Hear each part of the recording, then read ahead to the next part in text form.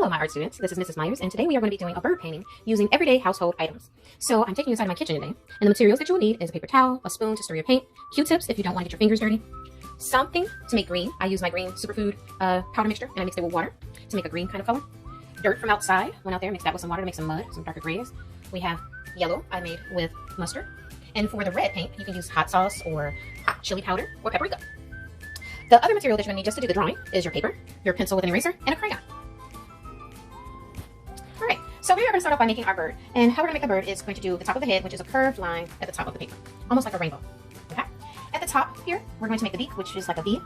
However big you want the beak to be is up to you, but a V shape. We want to close it up so it really looks like a beak. And then we're going to come down and around for the belly, almost like a backwards J. And then the back is a curved line there. And then we're going to do the tail feathers. The tail feather is just a straight line that is diagonal, going down as far as you can on the paper. And we're going to do one more to show how thick the tail feather is. And then close it up. Alright, so now we are going to do the wing. The wing is a V shape as well. So I'm going to come down and make the letter a capital V. Okay.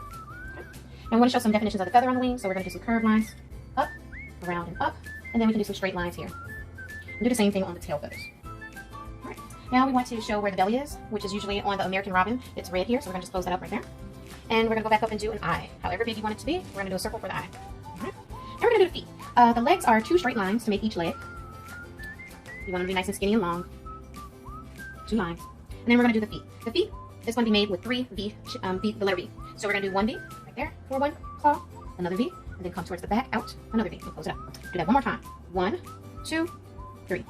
And there we have our 2 legs of our bird. And close that right there. Alright, now we don't want to just float it in space. It looks weird. We're going to put it on the ground like it's walking on the ground looking for a worm.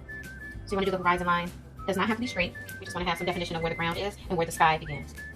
Alright, now we are done drawing. You want to make sure you get your black crayon and trace your lines nice and neat with the black crayon. Take your time. And what this does when we trace our lines with crayon is to help our colors when we paint stay inside of the lines. In case we mess up a little bit, it helps a little bit to keep it inside of the lines.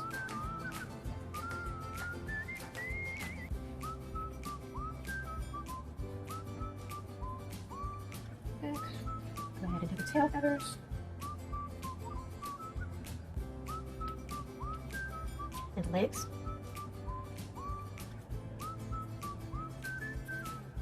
And the ground. And we're done. Alright, now just so we don't waste the Q-tip, we're going to use both ends. So we're going to start off by doing the back feathers on the top of the head. So I'm going to use this muddy mixture first. Dip your Q-tip into there. And we're going to paint. Make sure we stay inside of the lines. Try to go in one direction, which helps for it to look nice and even. And whenever it starts getting too light, you go back into your paint mixture to make it darker to get some more of that paint on there. So this is our mud, our dirt color. And you can feel free to experiment with other things that you may find around the house for your black. If you want to use makeup, maybe would be a good one. If your mom has an old eyeshadow that she wouldn't mind you using, you can use the colors in the eyeshadow kit, and you would use a little bit of the powder and mix it with water just like you're doing here.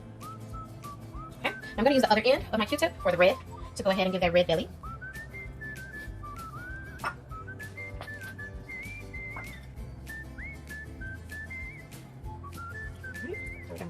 I'm going to get a new Q-tip and go into the yellow mustard mixture to make the beak yellow. I'm also going to go ahead and make the legs yellow.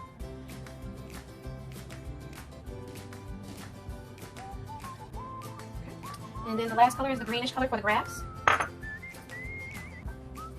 And it's okay if you see some of those particles from your mixture. Just gives a little bit more life to it.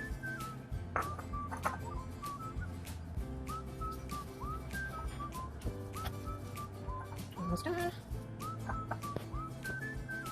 Give a little bit of shadow. I'm trying to get some more on there. Alright, and then we're pretty much done. The only thing is, if whatever you want to do with your background, you can feel free to give a sun and clouds and all those things that you like to do. If you want to fill in the eye a little bit, you can with the paint. And go ahead and be creative with it. Thank you for painting with me.